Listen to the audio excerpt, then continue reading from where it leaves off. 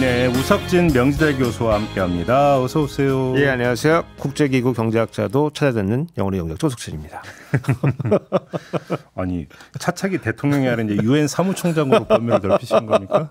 제가 국제기구에서 일하는 경제학자들을 최근에 만났는데 네. 예, 잘 듣고 있다고 그래가지고 네, 그렇죠. 거기까지 네. 예. 세계로 뻗어나가는 김종배의 예. 시선 집중되겠습니다. 예, 대단히 감사합니다. 예. 본론으로 들어가죠. 예. 사실 역대 총선이라고 해서 뭐 크게 다를 바가 있을까 싶긴 합니다만 특히 유독 이번 총선에서는 정책, 공약 이야기가 거의 안 나오고 있습니다. 예, 조명도 안 되고 있고. 예, 맞습니다. 예. 그러면 저희라도 해야 되는 거 아니겠습니까? 네, 그렇습니다. 예. 지금 양당이 10대 공약이라고 하는 걸 내놨습니다. 예. 총평부터 좀 하신다면. 아까 진행자 분 말씀하신 것처럼 지금 전선이 지금 뭐 굉장히 성급기 거져 있으니까 그리고 무슨 황상무 수석 사퇴를 하니 이정섭 대사가 귀국을 하니 많이 막 이러고 있으니까 조금 아무래도 우리 이 선거의 본령은 정책인데 그렇죠. 이 정책 얘기가 좀 없어가지고 좀 아쉽긴 합니다. 근데 우리라도 조금 이걸 짚어가지고 이 청취자들의 어떤 바른 선택을 위해서 좀 도움을 드려야죠. 드려야 될 필요가 있기 때문에 제가 조금 지난 일주 동안 쭉 봤어요. 그래서 이게 홈페이지가 가장 중요한 소스고 그래서 홈페이지를 쭉 보고 그다음에 홈페이지가 생각보다 좀 부실합니다. 예. 생각보다 좀 부실합니다. 왜냐하면 거기에 국고도 많이 들어가는데 거기 특히 여의도 연구원도 있고 민주정책 연구원도 있고 연구원도 거기 정부가 지원하는 그 지원금의 일정 부분 들어가게 돼 있는데 상당히 내용이 그렇게 친절하지도 않고 보라는 건지 말라는 건지 모르겠고 그래서 다른 소스는 이제 선관위 이제 홈페이지에 좀 나와 있어요. 왜냐하면 이게 정당이 10대 공약을 등록을 하게 돼 있어요.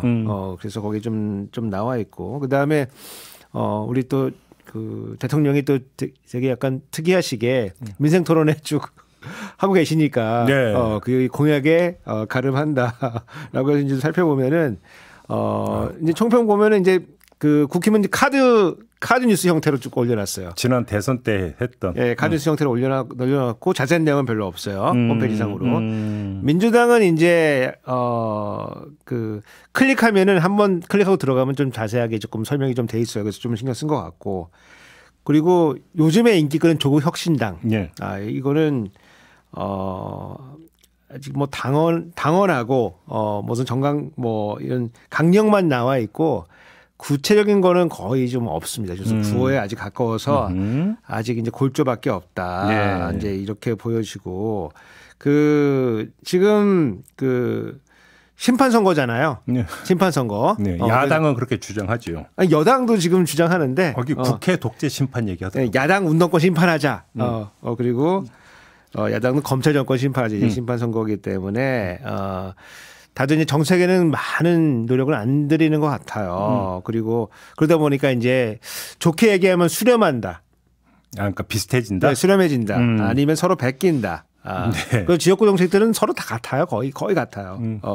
아마 현안이 비슷하니까 그럴 것 같긴 한데 그렇고 이제 가장 아쉬운 점은 저 방송사도 좀 문제가 있다고 좀 생각이 드는데 이쯤 되면은 지금 우리가 사전 투표까지 이제 고려하면은 지금 보름 남은 거거든요. 근데 토론이 거의 없어요. 거기서 방송사에서 저희는 빼주세요. 저희는 이미 준비하고 있어요. 우리 시선 좀 빼고 나머지 이게 왜냐면 이게 서로 맞서야지 그렇죠. 차이점이 싹 드러나는데 정보는 사실 유튜브인데 보면 많긴 많거든요. 그러니까 이제 정책 얘기하면 안 팔린다고. 안 팔린다고 이제 별로 안 다루죠. 안 팔려. 그러지만 우리는 또 해야 된다. 그렇죠. 우리는 해야 된다. 그리고 그 내용도 별로 없지만은 제일 큰 문제가 재원 대책이 없습니다. 재원 대책이 나와 있긴 해요. 나와 있는데 나중에 좀 말씀드릴 건데 재원 대책이 이거요. 기존에 했던 정책 구조조정하겠다. 민자 유치한다. 그다음에 민자 유치하겠다. 자연증분 쓰겠다. 이거거든요. 성의가 상당히 없다. 성의가. 그런 의미에서 우리라도 악착같이 들여다보고 뭐 할 건지 좀 쳐다봐야 된다. 그러니까요. 네, 그렇습니다. 그러니까 네. 참 돌아보면 너무 회고적 얘기인지는 모르겠지만 2010년 지방선거 같은 경우는 무상급식을 한 해 만에 가지고 그렇죠. 정말 그게 이제 선거 전체를 관통했던 메가 이슈였단 말이에요. 그래서 말 그대로 이제 정책 선거가 됐던 거잖아요. 이런 게 이제 극히 예외적인 경우니까. 왜냐하면 저희가 이제 저희 경제학생은 퍼블릭 초이스 공공선택이라고 하는데 선거 과정을 통해서 국민들의 선호가 표출되는 거거든요. 그렇죠. 근데 표출되려고 하면은 메뉴가 쭉 나와 있어야 돼요. 근데 지금 메뉴가 지금 너무 없어가지고 네.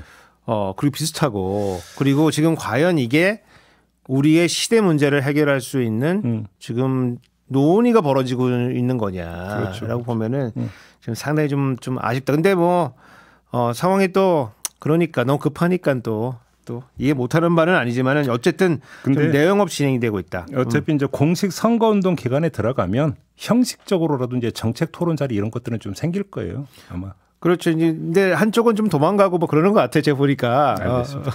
아무튼 지금 10대 공약을 내놓은 거잖아요. 예. 일단 좀 한번 일별을 해 주신다면. 그러니까 이제 지금 제일 많이 눈에 띄는 공약들은 저출생 공약들이에요. 네네. 저출생. 네. 아무래도 우리가 지금 합계 출산율이라고 부르는 합계 출산율이 이제 여성이 가임 기간 동안에 그렇죠. 낳을 수 있는 자녀의 수. 이거를 평생 계산할 수도 있고 아니면 우리가 횡단면 자료를 이용해서 계산할 수도 있는데 합계 출산율은 이제 지금 횡단면 자료를 이용해서 계산을 한 건데 이게 이제 0.7 이하로 내려간다. 네. 이게 두 명이 결혼하잖아요. 그래서 둘을 낳으면은 현상 유지인데 사고 나서 중간에 조금 이제 죽는 애들이 생기기 때문에 예. 2.1을 해야 돼요. 2.0 갖고 안 되는 2.0 가지고는 안 됩니다. 2.1 정도를 해야 되는데 저희가 뭐 하여간 1.6, 1.2까지 내려왔다가 지금은 1.0을 뚫고 내려가 가지고 올해는 0.6대가 나올 수 있다라고. 그러니까 이제 어느 시점에 가면 인구수가 지금 3분의 1로 확 줄어든다는 얘기가 돼버리는 거죠. 좀 이제 줄어들고 지금 저희가 보통 추계했던 것보다도 지금 훨씬 더 빨리 줄고 있기 때문에 이건 다 느끼는 거예요. 지금 국민들도 문제가 있다고 느끼는 거고 정치인들도 문제가 있다고 느끼고 그래서 요 공약들이 조금 좀 많이 나오는데 제가 2006년도에 미국에서 이제 공부 마치고 귀국했는데 그래서 제일 처음 했던 연구가 저출산 연구예요. 안 하신 게 없어. 안 하는 게 없습니다. 제가 그때 2006년도에 한국은 이 저출산이 가장 문제다 해가지고 연구를 시작해가지고 우리 교수님의 초기야 자타 공연 10여 년간 제가 했는데 그때는 뭐 거들떠도 안 들었습니다 제가. 예. 왜냐면 그때 이제 그 당시 좀 생각해 보면은 그때는 4자녀를 지원할 때예요. 결혼하면은 뭐 1명, 2명 그냥 낳는 거 아니냐. 3명까지는 기본으로 가는 거고. 3명은 그냥 뭐 선호가 있으면 낳는 거고 4명은 한번 지원 한번 해보자. 그게 2000년대 중반 때인데 제가 그때 2자녀를 지원을 해야 된다. 그러고 다녔었는데 그때는 저 미친놈이 저거. 시세를 너무 앞서가도 안 돼요. 그러니까 반보 앞서가야 된다. 근데 그때 벌써 그 학교 출산율이 1.2, 1.1 이럴 때예요. 그때였는데? 그때요. 그러면 그건 좀 이해가 안 돼. 그러니까 이제 이게 뭐 기회에서도 말씀드리겠지만은 이제 기재부 관료들이 이 정책 결정을 쥐고 있으면은 항상 정책을 이렇게 찌끔찌끔하기 때문에 뭐 체질상으로 그렇게 합니다. 그렇게 하기 때문에 좋은 정책이 안 나온다. 하여간 이번 공약에 저출산 정책들이 좀 많이 나와 있는데 이렇게 공약 읽으면서 굉장히 답답했어요. 왜요? 근데 이번 정부는 저는 이제 사실 공무원 정부라고 이제 저는 규정을 하고 싶은데. 그래서 기재부가 많이 포진돼 있고 뭐 공무원이 대통령이 됐잖아요. 검사도 공무원입니까? 그래서 이제 거의 공무원들 다 장악하고 있는데 그 외부 사람들 수혈이 많이 안 됐어요, 사실은. 그래서 나오는 것도 보면은 대부분 다 약간 공무원스러운 정책이 나온다. 예를 들어서 인구부를 신설하겠다. 인구부 신설 얘기가 있죠. 그러니까 이 저출산 문제를 대응하는 부처를 신설하겠다. 저는 그거 보면서 느꼈던 게 인구부 신설하는 왜 또 여성가족부는 해체를 못 시켜서 그렇게 난리인지 오히려 그거를 확대 강화하면 되는 거 아닌가요? 이제 그 여가부를 이제 그렇게 해서 바꾸겠다는 그런 안도 좀 있긴 있죠. 있긴 있는데 여하튼 부처를 만들고 그 다음에 회계를 만들겠다. 요게 이제 기본 공무원들 이제 이게 초식입니다. 이게. 네네네. 네. 그래서 뭐 이름이 이제 저출산 대응 특별 회계. 예. 이렇게 만드는 게 공무원한테 시키면 바로 이렇게 나오는 겁니다. 그러니까 저출산 극복하기 위한 예산을 이제 하나의 회계로 항목으로 담당 부처를 하나 만들고 그렇죠. 부처를 만들고 거기다가 돈을 예산 항목도 만들고 예산 항목을 만들겠다. 이게 사실 뭐 우리가 부처가 없어가지고 지금 저출산 문제가 생긴 건 아니잖아요, 그렇죠, 사실은. 그렇죠. 예. 근데 하여간 여하튼 그렇게 하고 문제는 뭐냐면은 이게 이제 여당이 아닌데 국민의힘 아닌데 특별 회계를 만들려고 하면은 보통 우리가 목적세를 거기다 붙여요. 그렇죠, 그렇죠. 예, 그러니까 우리가 일반 국세를 걷어가 집어넣는 게 아니고 목적세를 만들어 가지고 거기다 집어넣는데 보통은 지금 그 얘기가 지금 없어요. 그래서 지금 재원을 어떻게 마련하는지가 없고. 근데 눈에 띄는 것 중에 하나 좋은 건 뭐냐면 이제 아빠의 의무 이제 그 육아휴직 의무하겠다. 이걸 1개월로 만들겠다는 안이 저번에 발표했었는데 이게 들어가 있고 저는 사실은 3개월을 주장했습니다. 3개월. 네, 그 전에 사실 이거 제 건데 이거 나 진짜 제가 몇 년 전부터 제가 이거 해야 된다고 네. 하고 다니는데 이게 왜냐면 죄송합니다. 1개월이 별 의미가 없는 게 제가 이거를 주장한 이유가 이게 처음에 출산하고 나면은 이제 그 부부 사이에 육아의 문화가 이제 정착이 되거든요. 아, 그렇죠. 누가 이제 몇 시에 일어나 가지고 분유를 먹이고 조금씩 이제 좀 누가 빨래를 하고 누가 산책시키고 뭐 누가 병원 갔다 오고 이게 이제 문화가 이제 정착이 돼야지 일 가정 양립이 되는 건데 네. 그러면 한 3달 필요합니다. 100일 정도. 기본적으로. 그래서 3달 의무화 시켜야 된다. 그렇게 하고 제가 주장했던 거는 이제 중소기업 같은 경우에는 이제 100% 월급을 줘야 되고 네. 대기업도 그거에 순응한 그 상황을 줘야 된다. 이렇게 나왔는데 약간 그거 돌아다니는 거 누가 이제 주운 것 같아요. 제 생각에는. 이게 뭐 라이센스가 있으면 제가 좀 돈을 좀 받아야 되는데. 하여간 그거 들어가 있고. 그 다음에 이제 육아휴직하면 이제 급여를 주는데 그렇죠. 이게 상한액이 있어요. 상한액. 그거 이제 150만 원인데 210만 원을 올리겠다. 요거는 이제 좋은 거고. 그 다음에 사후 지급금이라는 게 있습니다. 그건 뭐예요? 요거는 왜냐면 육아휴직을 하면은 옛날 표현으로 보면 이 악용하는 산모들이 있다. 뭐 이런 표현이 있었어요. 어떻게 악용을? 그러니까 내가 일하다가 이제 출산휴가 들어가서 육아휴직 1년 하고 그리고 회사 그만둔다. 그래서 이제 회사에서 막 아깝거렸죠. 거리니까 요 받을 거에 25%는 나중에 6개월 있다가 준다.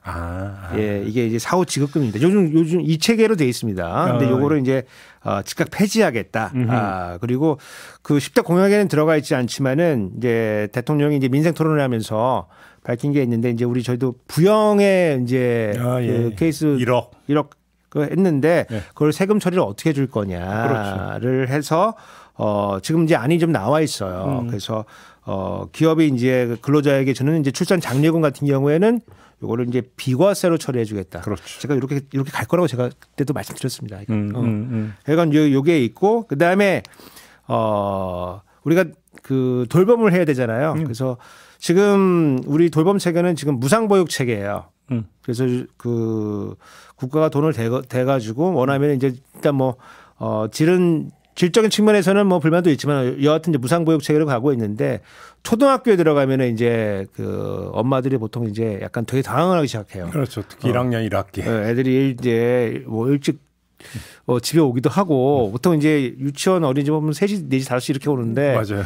예, 일찍 오기 시작하고 그러면 이제 학원을 좀 조금 뭐 돌리기도 하고 아니면은 뭐 엄마가 그만두기도 하고 뭐 할아버지 할머니가 오기도 하고 아니면 돌보미가 오기도 하고 그렇게 해결을 하는데 그 이제 돌봄을 우리가 이제 방과후 돌봄을 우리가 조금 해결을 하고 있거든요. 근데 학교에서 돌봄을 하니까 소위 말하는 이제 선생님들이 돌봄을 할 수 있느냐 요 이슈가 생깁니다. 그래서 왜냐하면 선생님들은 사범대 체계에서 육성이 됐기 때문에 지금 늘봄 학교 갖고 논란되는 게 그거잖아요. 예, 교육이냐 돌봄이냐. 그러니까요. 이게 이제 청취자분들은 이게 구분을 못할 수도 있는데 이게 소위 말하는 이제 유보통합 이슈거든요. 그렇죠. 유보통합이 남북통일보다 더 어렵습니다. 추진한다는 거잖아요. 근데 아무튼. 근데 이게 그러니까 굉장히 뿌리 깊은 이슈이기 때문에 생각보다 굉장히 어렵습니다. 이게 지금. 예. 아마 이게 의대 정원 늘리고 더 힘들 수도 있어요. 예. 근데 여하튼 밀어붙여가지고 늘봄 학교로 가겠다. 그래서 옛날부터 어린이집과 유치원의 통합이라든지 유치원 과정을 공교육에 편입시킨다든지 그렇죠. 여러 가지 이야기였지만 제대로 진행된 게 말은 나왔지만 굉장히 어려운 이슈인데 여하튼 밀어붙여가지고 늘봄 학교로 이제 진행을 한다. 예. 그래서 저녁까지 방과 후 돌봄을 제공하겠다. 뭐 이런 건데 이제 근본적으로 이제 이 엄마 아빠가 빨리 집에 가는 게 해결책이지. 그렇죠. 저녁까지 학교에서 돌봄을 제공해 준다는 건 뭐 없는 것보다는 알 수 있지만은 이게 해결책이 아니고 그다음에 학교가 굉장히 자신이 돌봄하기에 적정한 곳은 아니에요. 예. 예. 그래서 약간 이게 그 국민의힘의 공약이고 민주당도 이제 비슷한 공약들이 좀 있는데 근데 기본적으로 제가 보니까 경기도 그러니까 이재명 대표가 경기도 지사 때 했던 그런 기본 시리즈들이 좀 있거든요. 그게 예. 넘어와 있습니다 지금. 기본주택 뭐 기본소득 뭐 이런 관련 그렇죠. 것들이 넘어와 있는데 예컨대 이제 주택도 그냥 기본으로 주겠다. 그래서 이제 예를 들면 뭐 이런 거예요. 2자녀를 낳으면은 24평, 세 자녀는 33평. 이거를 기본주택으로 주겠다. 예. 그리고 출생 기본소득을 주겠다. 예.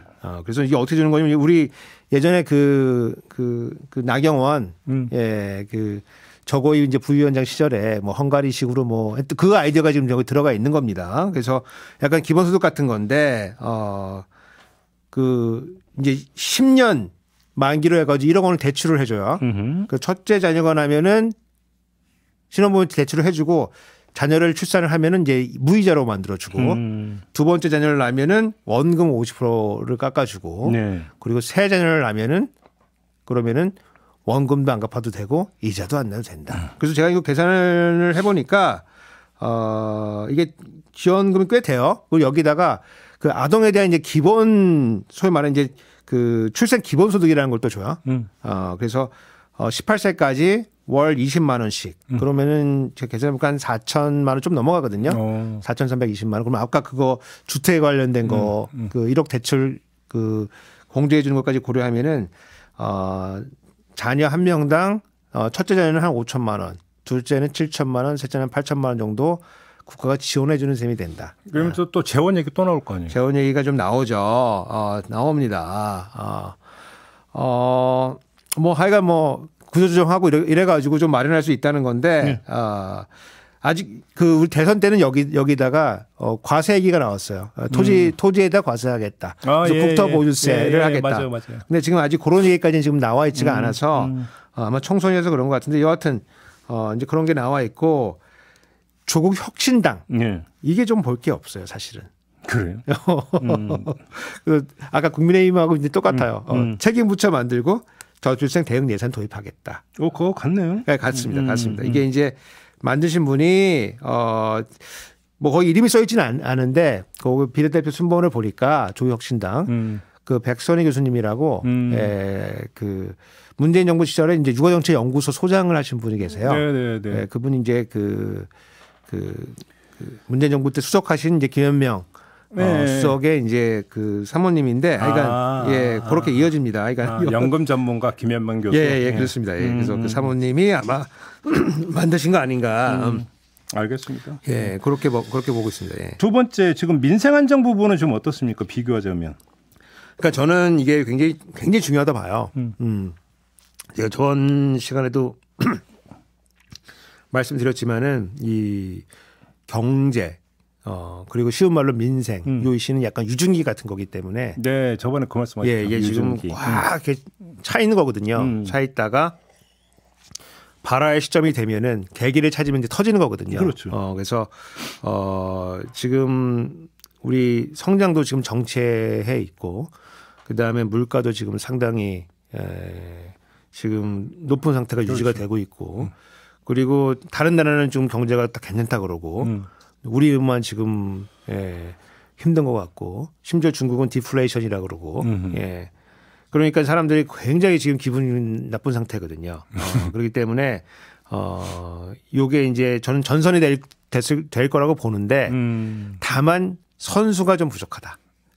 여기서 이제 전선이 거지면은 저번 경제 전문가 별로 없다고 말씀하신 바가 있어요. 예, 왜냐면 이게 그 뭐 산업이나 어떤 개발이나 이런 거는 조금 들어가신 분들이 계세 보니까.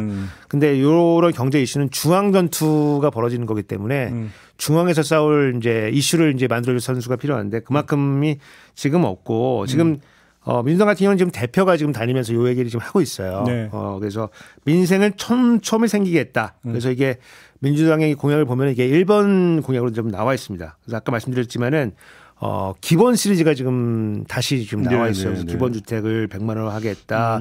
기본 주거를 하겠다. 그리고 이제 요번 요 민생 관련돼 가지고 양당 공이 재미있는 건 뭐냐면은 패스의 시대가 왔다. 무슨 패스? 패스. 근데 온갖 패스가 지금 다 붙어 있습니다. 예컨대 뭐 청년 패스. 예. 청년 패스는 뭐예요? 그러니까 청년이 이제 교통 패스를 쓰게 되면은 3만 원에 다 쓸 수 있게 해주겠다. 3만 원에? 3만 원에. 지금 서울시가는 기후동행 카드가 6만 원이죠. 네, 3만 원. 3만 원이고 국민은 5만 원으로 낮추겠다. 5만 원.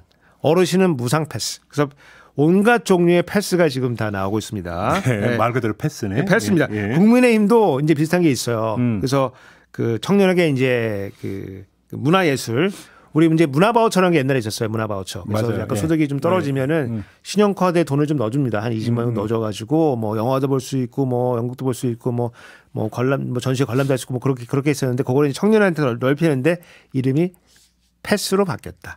패스. 문화예술 패스 주겠다. 그래서 바우처의 시대는 갔다.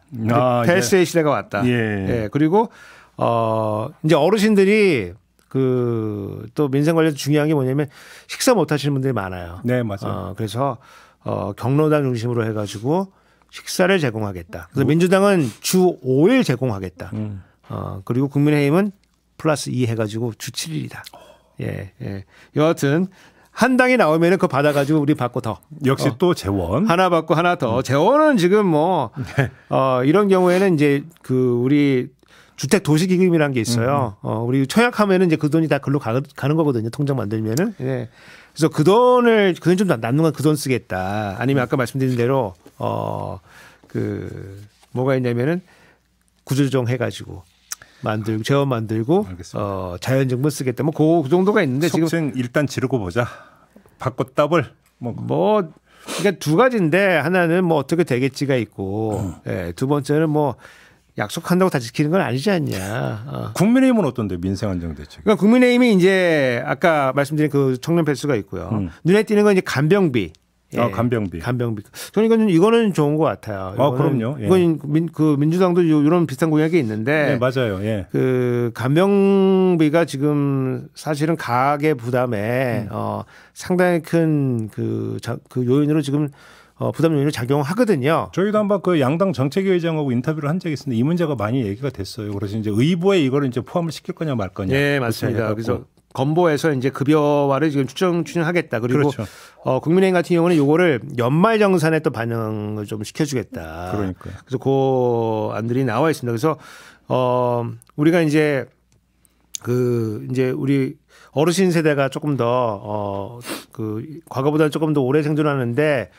건강한 상태가 아니고 조금 건강이 안 좋은 상태로 조금 더 맞아요. 이건 진짜 필요해요. 그다음에 이제 보면은 요즘 그러니까 광고 보면 이제 간병보험 많이 나왔잖아요. 나오죠. 그 얘기는 그만큼 수요가 많기 때문에 많아지죠. 그리고 지금 최근에 이제 미국의 이제 어떤 나온 논문을 제가 좀 보니까 뭐가 있냐면 혼자 사는 사람들의 이제 요 노후의 간병 요거하고 부부가 사는 경우에 간병하고 혼자 살면 이제 자녀가 없으니까 자기가 아팠을 때 누가 돌봐줘야 되는데 돌봐줄 사람이 지금 사실은 어렵잖아요. 그러니까 제가 한번 경험도 한번 말씀드리면 요양병원이 있잖아요.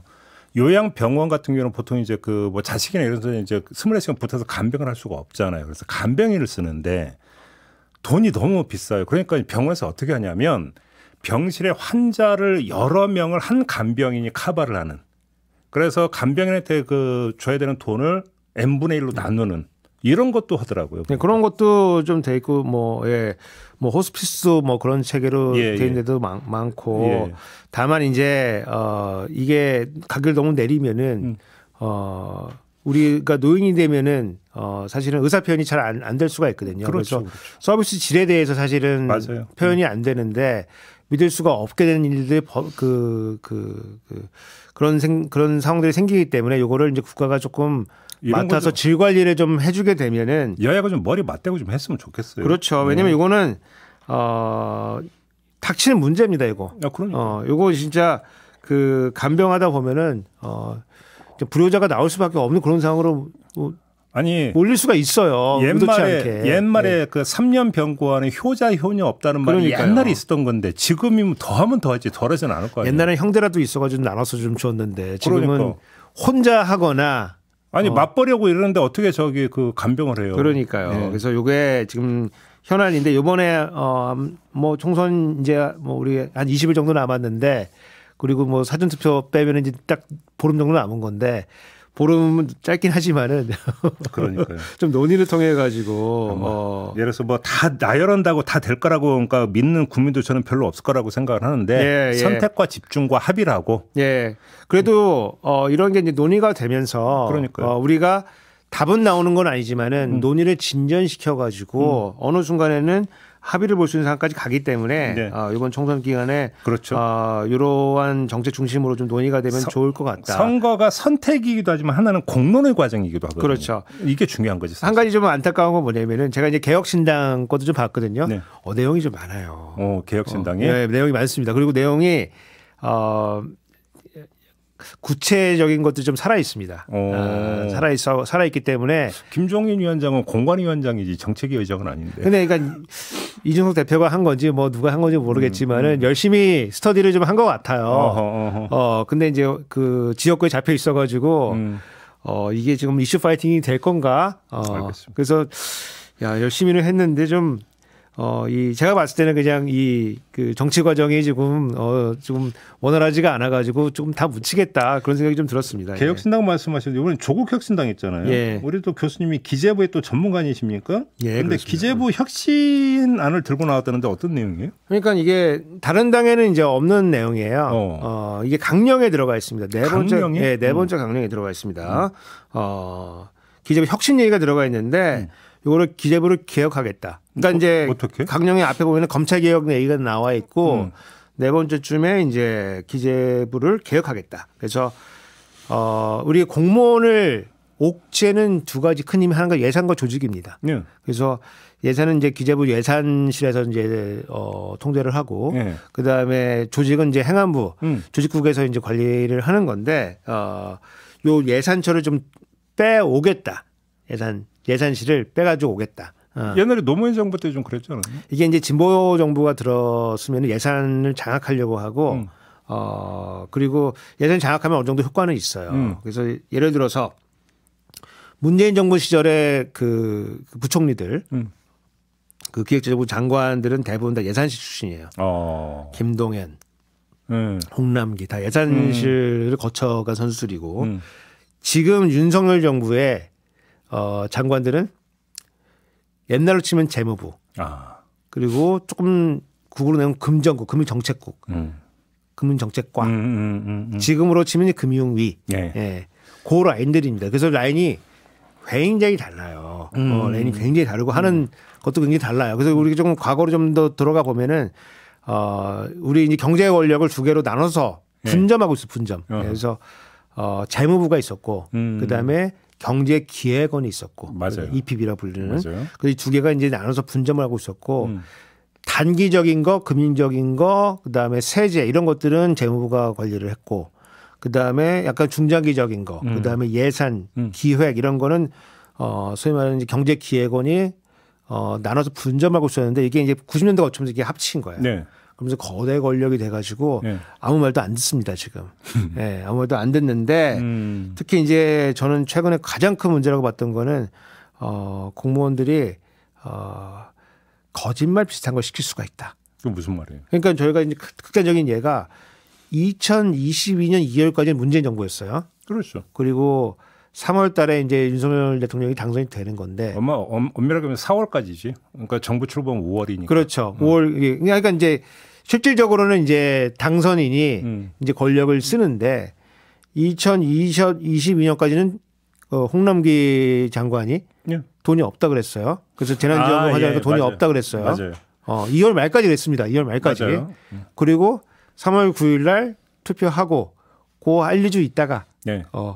50몇 조를 지금 찾아갖고 왔습니다. 그때 그 여당이든 민주당하고 홍남기 부총리 막 싸우고 했던 거 기억나요? 돈 없다고 막 나를 밟고 넘어가라 막 그러면서 사표 내겠다 엄청 싸우댔는데 몇 주 있다가 50몇 조 찾아갖고 왔어요.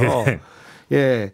이게 공무원의 특성이거든요. 그러니까 이렇게 놔두면은 이제 안 되니까 이거를 이제 분리해 내겠다는 거예요. 예산 기능을 따로 떼내겠다. 따로 떼내서 서로 이제 견제와 감시가 가능하도록 만들겠다는 건데 이게 이제 우리가 이제 그 참고해봐야 될 그 내용이 약간 미국 케이스가 있어요.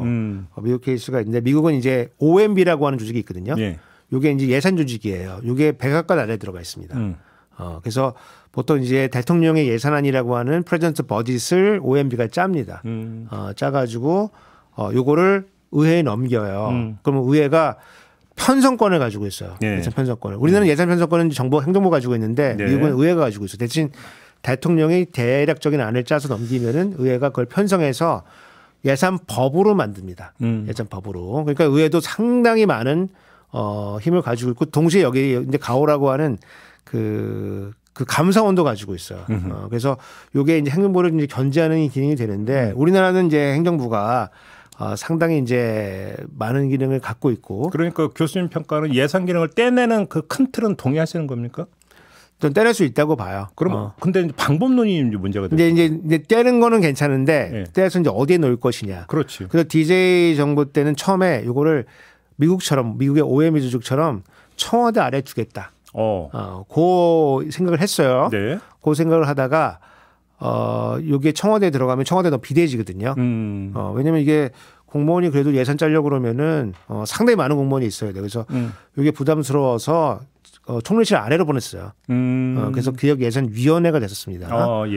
그런데 이게 하다 보니까 비효율이 좀 생겨요. 왜냐면 이제 예산이 다른 이제 뭐 경제부처랑 이제 원활하게 이제 의사소통을 해야 되는데 그렇죠. 떨어져 있으니까 이게 동떨어지니까 효율성이 좀 떨어지거든요. 그러니까 우리가 또 빨리빨리 민족이잖아요.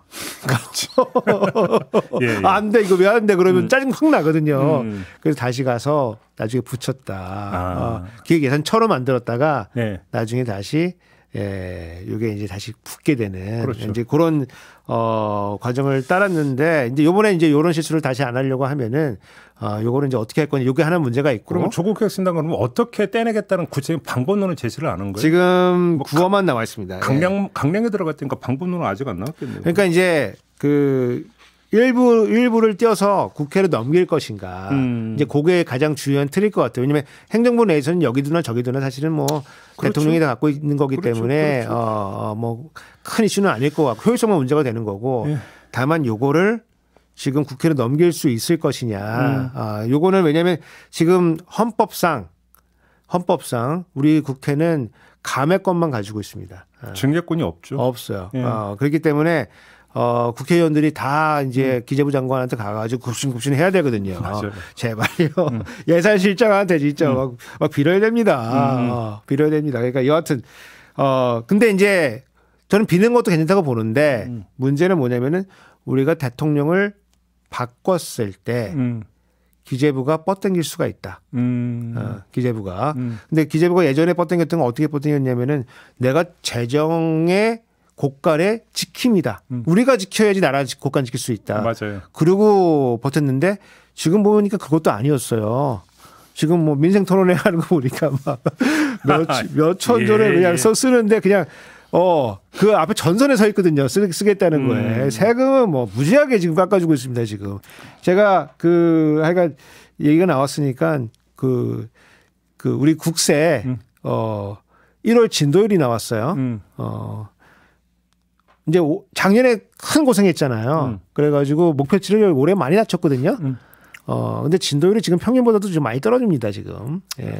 역시 또 그러고 있는데, 대통령 민생 토론회에서 세금 많이 깎아주겠다는 얘기는 계속하고 있고 특히 최근에는 뭘 했냐면은 이제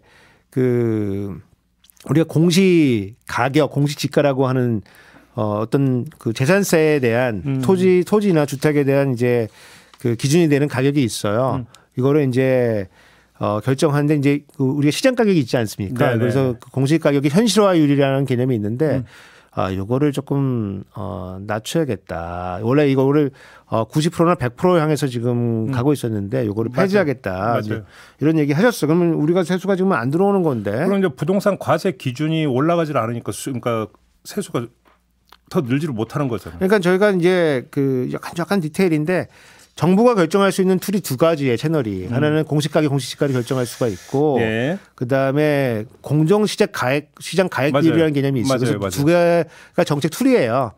그러면은 사실은 이 현실화율은 100% 가는 거는 맞지가 않아요. 왜냐하면 시장이 변동하기 때문에 100%를 해놓으면은 시장 가격보다 올라갈 수가 있거든요. 그래서 예. 한 80에서 90 어딘가를 가는 게 맞는데 요것도 지금 폐지하겠다는 거고 그다음에 공정시장 가액 비율은 이미 낮춰진 지 오래니까 이렇게 되면은 지금 우리 예산을 제대로 확보할 수가 없는 그런 거가 되고 그런 의미에서 이제 기재부가 지금 과연 재정 곳간의 지킴이 역할을 지금 하고 있는 거냐 그렇게 평생 주장해 왔던 예. 그런 관점에서 보면은 그거는 그냥 허울뿐인 그냥 미명이었구나 구실이었구나 그렇다면은 기재부를 조금 이 가버넌스를 조금 바꾸는 것도 조금 고려를 좀 해볼 필요가 있겠다. 네. 알겠습니다. 지금 뭐 이제 총선 공약 한번 좀 큰 틀에서 한번 좀 짚어보는 시간으로 꾸며본다. 시간이 꽤 지났어요.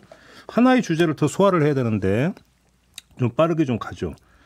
일본으로 가겠는데 금리 인상 이야기가 나왔습니다. 그래서 이제 일본의 잃어버린 30년이 끝난 거냐 이런 얘기도 함께 따라붙는데 어떻게 봐야 되는 겁니까? 그러니까 이게 완전히 끝난 거냐는 모르겠지만은 예.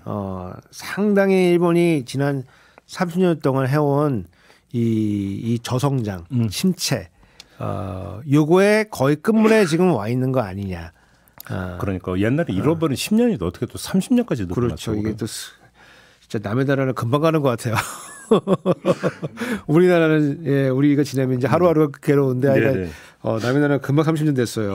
그래서 우리나라 이제 금통위원회에 해당되는 이제 금융정책 결정위원 정책회의 결정회의 금융정책 결정회의라는 게 있는데 소위 말해 마이너스 금리 정책을 이제 안 한다. 해체한다. 쉽게 좀 이제 좋아졌다. 저성장 국면에서 탈피했다 이렇게 보는 건가요? 그러니까 이제 마이너스 이제 금리라고 하는 거는 이제 은행들이 중앙은행에 돈을 좀 예치를 좀 해요. 그럼 보통 이자를 주거든요. 네. 이자를 주는데 그거를 이자를 주는 게 아니고 비용을 받은 거예요. 보관료를 내라. 보관료를 내는 거예요. 그렇죠. 그래서 마이너스 0.1% 금리를 하니까 이제 은행들이 돈이 있으면은 뭐 투자할 데 없으면 사실은 중앙은행 예치를 하거든요. 그렇죠. 근데 거기다 비용을 내야 되니까 이거를 대출이나 이제 투자 목적으로 이제 써요. 근데 이렇게 되면은 돈이 이제 도니까 그렇죠. 그러면은 아무래도 경제가 좀 활성화되는 효과가 있지 않냐라고 해서 이제 돈을 이제 막 이제 풀어내는 거예요. 저희가 이제 조금 이제 어려운데 장단기 금리 조작이라는 정책이 있어요. 일드 커브 컨트롤이라고 하는 건데 이게 원래는 이제 단기 금리보다는 장기 금리가 보통 높아요. 왜냐하면 장기로 돈을 빌리려고 하면은 이자를 좀 더 쳐줘야 되거든요. 네. 그래서 보통은 이 금리 곡선이 보통 우상향하게 돼 있어요. 보통 이렇게 그리고 우리가 뭐 수익률 곡선 혹은 금리 곡선 뭐 이렇게 표현하는데 이거를 거꾸로 뒤집는 거예요. 그래서 내려가게 장기적으로. 그럼 장기 금리가 내려가려고 하면은 우리가 이제 금리하고 채권 가격은 반대로 가는 거거든요. 네. 이거 외워두면 좋습니다. 네. 네.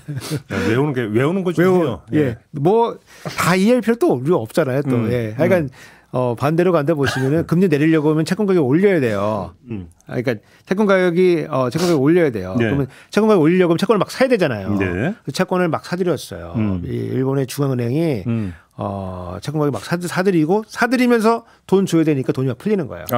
돈이 쫙 나가는 겁니다. 그래서 뭐 그냥 채권도 사고 이제 저희 뭐 ETF 이런 얘기도 좀 했었잖아요. 그렇죠. 그런 것도 사고 리츠도 사고 막 엄청 아베 때 엄청 사들였어요. 그래서 돈이 쭉 풀려 나가면은 이게 돈값이 싸질 거 아니겠습니까? 그렇죠. 인플레이션이 생기면은 그렇지. 돈값이 싸진다는 얘기는 내가 현금 들고 있으면 안 되잖아요. 그렇죠. 그러면 사람들이 이제 소비를 한다는 얘기거든요. 근데 다 저축에 때문에. 예, 그렇죠, 그렇죠. 그래서 그걸 우리가 유동성 함정이라고 하는데 돈 풀어봐야 안 쓰고 그거를 이제 함정처럼 장롱에 쟁여놓고. 예, 쟁여놓는다. 리퀴디티 트랩이라고 하는 건데 예, 그런 형태가 계속된 거예요. 근데 니네가 한번 버틸 수 있나 보자 그러면서 돈을 계속 풀었더니 네. 지금 드디어 물가가 오른다. 그래서 이제 헬리콥터 머니 이런 얘기. 예, 그 아베노믹스의 그 또 요체라고 했죠. 그러니까 돈을 풀어서 지금 물가가 오르고 물가가 오르면서 지금 임금도 올라가고 있어요. 오호. 그래서 일본은 지금 지난 3월 15일 기준으로 보면은 5% 이상 올랐다 임금이. 그러면 이제 그 아랫목이 좀 온기가 돌기 시작한다 이렇게 보면 되는 건가요? 경제가 이제 도는 겁니다. 물론 인플레이션은 너무 많이 오르면 이게 문제가 있지만 그렇죠. 이게 물가가 안 오르는 경제를 생각하면 진짜 기가 막힌 진짜 예. 그러니까 실업이 나쁘고 그다음에 인플레이션이 나빠요. 네. 더 나쁜 건 디플레이션입니다. 네. 예. 디플레이션입니다. 그건 죽는 겁니다, 진짜. 그렇죠. 여하튼 그래서 이 인플레이션을 올리려고 노력했는데 일본 경제가 조금 좋아지면서 지금 훈풍이 조금씩 훈풍이 분다. 불면서 지금 물가가 조금 올라가 임금도 올라가 그러면 이제 경제가 돌기 시작하네. 그런 게 기업이 이제 요청하는 거예요. 그동안 우리가 일본이 엔저였잖아요. 그렇죠. 엔저. 예, 맞아요. 일본이 우리나라가 더 엔저입니다. 그래서 초엔저입니다. 그래서 일본 여행 많이 일본 여행 많이 가는 거잖아요. 그렇죠. 우리도 지금 환율이 낮은 편이 아니거든요. 원화가 지금 싼 편인데 일본은 더 싸가지고 우리가 가서 잘 이제 여행하고 이제 오신 분들 많은데 그 얘기는 일본이 수출도 잘 되는 얘기고 그렇죠. 달러로 물건 팔아가지고 일본으로 갖고 오면 돈이 더 많아진다는 그렇죠. 뜻이에요. 수익은 그렇죠. 그거를 이제 나눴어요. 노동자하고 나누다 보니까 노동자 임금도 많이 올라갔거든요. 예. 이제 그러다 보니까 일본도 물건 만들려면 중간재 수입해야 되잖아요. 그렇죠. 예, 뭐 에너지도 수입해야 되고 그러니까 이제 부담이 되는 거예요. 그러니까 금리를 조금 올려달라. 그렇게 됐다. 그렇게 되고 이것도 재밌는 게 뭐냐면은 아까 이제 일본 중앙은행이 돈을 풀려고 자산을 막 이제 매입을 했거든요. 그 자산 가격이 많이 오른 거예요. 일본 은행이 부자가 됐어요. 부자가 됐어요. 평가 이익이 장부가 대비 지금 시가로 평가하면은 한 210조 원 정도 우리 원화로 따져보면은 갑자기 부자가 됐습니다. 그래서 이거 영업이익을 어떻게 처리해야 되는지 요게 이제 고민이에요. 한국은행 같은 경우는 한국은행이 돈을 벌면은 기재부가 가져갑니다. 기재부가 가져갑니다. 마이너스 통장 이런 걸로도 가져. 아니 마이너스 이게 어떻게 되냐면 예컨대 마이너스 통장 제가 많이 했잖아요. 네. 이제 이게 이제 재밌는 게 뭐냐면은 이제 기재부가 돈이 없어가지고 한국은행에서 뭐 30조 돈을 빌렸어요. 그러면 이제 단기로 한 3% 정도 연일로 해가지고 돈을 이제 갚아요. 그러면 이제 중앙은행이 그 이자 수익이 생기잖아요. 그러면 이자 수익을 기재부가 가져갑니다. 땡큐 가져갑니다. 아무튼 그러니까 일본은 지금 우리하고 자꾸 비교가 되는데 이러다 보니까 우리 얘기는 좀 이따 하고 일본이 지금 이런 상황이고 세계 경제 흐름이 지금 급변하고 있다는 얘기는 무슨 얘기예요? 지금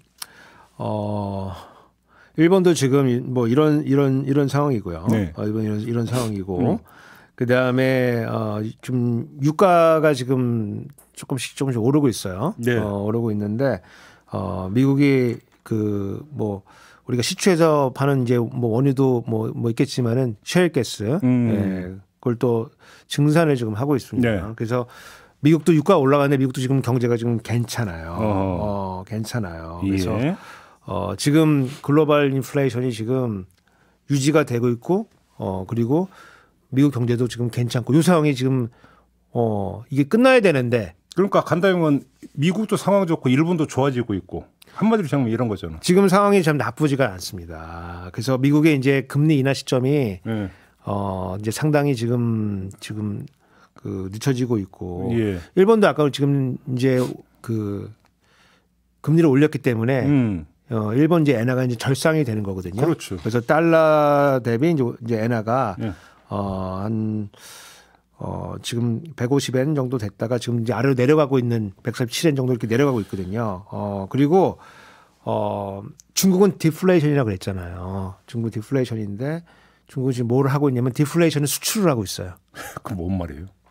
그러니까 물건 가격이 싸진다는 얘기잖아요. 싼 물건을 지금 세계적으로 지금 내보내고 있습니다. 가격 경쟁이 되니까 지금 당장 우리 청취자분들도 이제 포탈 이런 데 이제 이렇게 보시면은 뭐 테뮤다. 네, 맞아요. 알리다. 엄청 싸던데요, 그거? 아니, 광고가 뭐 엄청 나옵니다. 어떻게 그럴 수 있어요, 그게? 지금 디플레이션은 지금 다른 나라에 지금 수출을 지금 하고 있는 중입니다, 지금. 네, 그래서 전 세계적으로 가격을 둘러싸가지고 여러 가지 정책들이 진행이 되고 있는데 우리는 어떤데요, 지금? 우리는 지금 사과 전쟁을 지금 하고 있죠.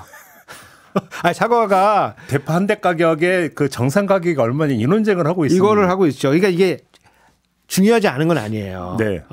이거는 왜냐하면 민생과 관련돼 있고 그렇기 때문에 중요하지 않은 건 아닌데 지금 대통령이 뭐 너무 여기다가 너무 전력하고 있는 것 같아요. 근데 이제 선거 앞두고 물가를 지적을 하니까 일단 그것 때문에 그런 거 아니겠어요? 그러니까 이제 이게 뭐가 중요한 거냐 더. 그렇죠. 왜냐면 뭐 대통령의 시간이 제한이 있으니까. 네. 그리고 뭐 우리 뭐 정부 부처가 모든 걸 다 할 수 있는 건 아니니까 어디다 초점을 맞출 거냐. 네, 그렇죠, 그렇죠. 건데 지금 대통령은 지금 여기다 사과값에 초점 맞추라고 지금 하고 있거든요. 근데 그러기에는 또 세계 정세가 지금 또 만만치 않게 돌아가고 있다. 예. 이게 저는 뭐 선거도 중요하겠지만은 이 경제 전체를 또 볼 수 있는 이 안목이 또 필요한 거거든요. 그러면 결론 삼아서 무엇이 중요한 겁니까? 정리하면. 그러게요. 선거가 중요한 건 아니라면서. 선거가 중요합니다. 투표가 중요합니다. 왜냐하면 투표를 어떻게 하느냐에 따라 가지고 정치인들이나 공무원들이나 어디다 집중할 것인지가 결정이 되는 거거든요. 원래 정책이란 건 선택과 집중이거든요. 그렇습니다. 그래서 투표를 잘 하셔야 된다.